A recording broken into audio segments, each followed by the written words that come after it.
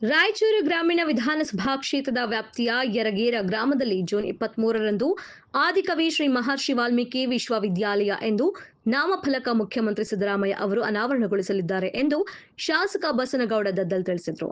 ತಮ್ಮ ಕಚೇರಿಯಲ್ಲಿ ಮಾತನಾಡಿ 371 ಜೆ ಅನುಷ್ಠಾನದ ದಶಮಾನೋತ್ಸವ ಹಾಗೂ ಬುಡಕಟ್ಟು ಸಾಂಸ್ಕೃತಿಕ ಉತ್ಸವ ಮತ್ತು ಕ್ಷೇತ್ರದ ವಿವಿಧ ಇಲಾಖೆಯ ಅಭಿವೃದ್ಧಿ ಕಾಮಗಾರಿಗಳ ಶಂಕುಸ್ಥಾಪನೆ ಉದ್ಘಾಟನೆ ನಡೆಯಲಿದೆ ಎಂದರು.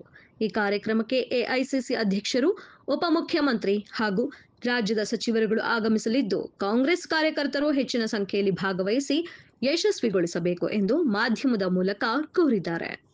ದಶಮಾನೋತ್ಸವದ ಕಾರ್ಯಕ್ರಮ ಮತ್ತು ಬುಕ್ ಬಿಡುಗಡೆಯನ್ನ ಕಾರ್ಯಕ್ರಮವಿದೆ ಮತ್ತು ರಾಯಚೂರು ಗ್ರಾಮೀಣ ಕ್ಷೇತ್ರದ ಎಲ್ಲ ವಿವಿಧ ಉದ್ಘಾಟನೆ ಮತ್ತು ಶಂಕುಸ್ಥಾಪನೆ ಕಾರ್ಯಕ್ರಮಕ್ಕೆ ಈ ರಾಜ್ಯದ ಎಐಸಿಸಿನ ಅಧ್ಯಕ್ಷರು ಮತ್ತು ರಾಜ್ಯಸಭೆ ವಿರೋಧ ಪಕ್ಷದ ನಾಯಕರಾದಂಥ ಮಲ್ಲಿಕಾರ್ಜುನ್ ಖರ್ಗೆ ಸಾಹೇಬರು ಮತ್ತು ಈ ರಾಜ್ಯದ ಮುಖ್ಯಮಂತ್ರಿಗಳಾದಂಥ ಸಿದ್ದರಾಮಯ್ಯ ಸಾಹೇಬರು ಮತ್ತು ಉಪಮುಖ್ಯಮಂತ್ರಿಗಳಾದಂಥ ಡಿ.ಕೆ. ಶಿವಕುಮಾರ್ ಸಾಹೇಬರು ಮತ್ತು ಇಲಾಖೆಯ ಜಿಲ್ಲಾ ಉಸ್ತುವಾರಿ ಸಚಿವರಲ್ಲಿ ಹಿಡಿದು ಎಲ್ಲ ಇಲಾಖೆಯ ಸಚಿವರುಗಳು ಕೂಡ ಆ ಕಾರ್ಯಕ್ರಮದಲ್ಲಿ ಭಾಗವಹಿಸ್ತಾ ಇದ್ದಾರೆ.